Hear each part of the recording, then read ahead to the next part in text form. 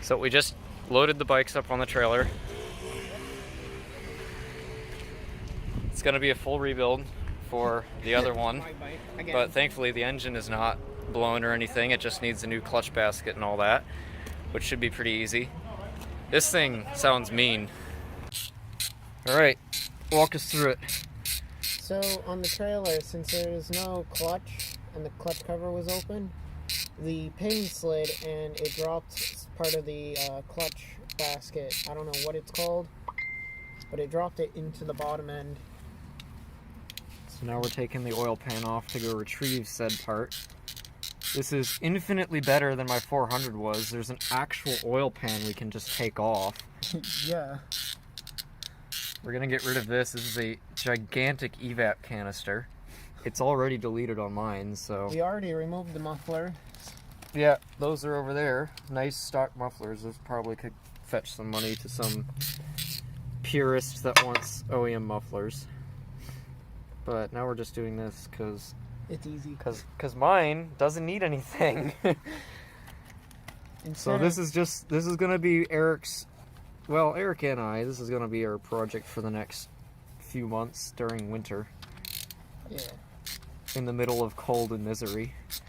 And it should be ready by spring. And we're going to try and get a cruise going with some of our friends in Keene. It would be amazing that the first, well, not the first voyage, but like, first big voyage, it's a cruise with this. That would be pretty amazing. Rebuilding it. Sounds like it really just needs a clutch basket and clutch. And some body work, but that's easy. Yeah. Well, we'll get back to you once we get the oil pan off. So we got the oil pan off. There's not a whole lot of sludge in the pickup. Bottom end looks good, but the previous owner reported that there was a bottom end chain noise coming from this. It's the alternator chain. That chain goes right up to the alternator here, and that's likely what the noise was. I'm not too concerned. It shouldn't be that bad. The chain itself looks like it's in good shape, so yeah. Nice. The dogs look good. The gears look good. Yep. See some of the dogs. So everything looks good. I think we're golden. Oh, and we retrieved the part. Where did you put that? I put it in the clutch. Oh, okay. Yeah, it was the push rod that disengages the clutch. That's what fell down here. Because this right here, this rod. Actually, we can explain some more of the stuff over here. Yeah. Boy. Basically, the clutch slave goes over here, pushes on that. The rod that fell into the bottom end pushes the clutch and disengages it. This is what goes on the rod. Yeah. And here's our clutch. Have we shown? No, this is the old clutch, the one that was destroyed by fuel. Yum. The clutch is not supposed to do this, but yeah. The metal plates don't look all that bad, but all the friction plates are just done. We got all the springs and stuff These would for need it. to be like machined. Yeah, hold on to them though, just in case. Yeah. Just in case parts become impossible to find for it. This, the clutch master, clutch slave. This is what moves the with the push rod there. Yeah, that hole. There's a thing in there that pushes the. Yep. I might rebuild this. Depends. I'm probably going to just clean everything here, like deep clean everything, including the carbs. We discovered that there's also no fuel pump. And the only foreign object I discovered from organizing was this. So this probably just bypasses the fuel pump, which is perfectly fine to do on these bikes. But if you look on the side here, we're missing the air cut diaphragms for deceleration, which gives it more fuel so it doesn't run lean. Yeah. But apparently ST1100 ones should be a direct fit.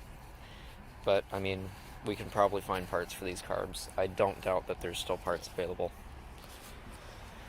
Yeah, that's where we got so far on this. Tonight's main project was just retrieving that part that came out of the bottom end, which we have successfully done. And it's so easy. Yeah, this bike is easy to work on. We got center stands on both of them. Yeah. Blocked off the intake so that nothing gets into them. I don't know if I should block off the exhaust. No, don't worry about it. Actually, it wouldn't be too difficult with the Yoshi pipe. We could just set that on there, just to make sure nothing gets into it. But yeah, I don't know. That's probably gonna be it for tonight. Probably. Yeah. Right here in the bottom end, you can see all the clutch material. Yeah. Don't look, EPA. Yum. I'm actually gonna go wash this inside. Yeah. Well, that's probably it for tonight. I might include a little clip at the end of mine running again, just because I like how it sounds. I'll probably take it out for a rip tomorrow, see how it rides. I still need plates for it, but tomorrow's Sunday, so I probably will be able to go around the block just fine.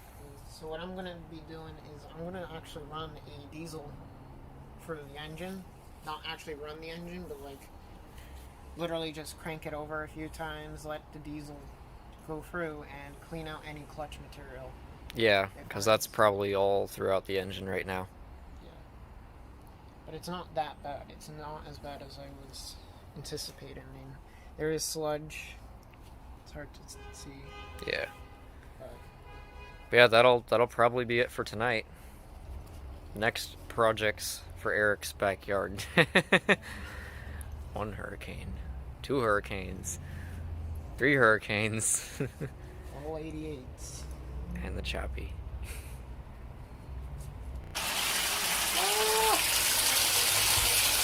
This is how you clean up white things.